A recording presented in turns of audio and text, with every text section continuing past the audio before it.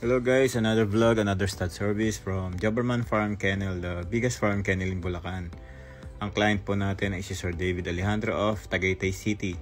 Madaling araw niya din lang kanyang dam para iwas traffic daw, sabi ni Sir. After ma-progesteron ni Chris Merle at okay naman ang result, sinimulan na namin ang aming stud session. Si BJ po ang ating shooter at katulong din po niya ang aking mga kennel boys na sina Bok at si Jello.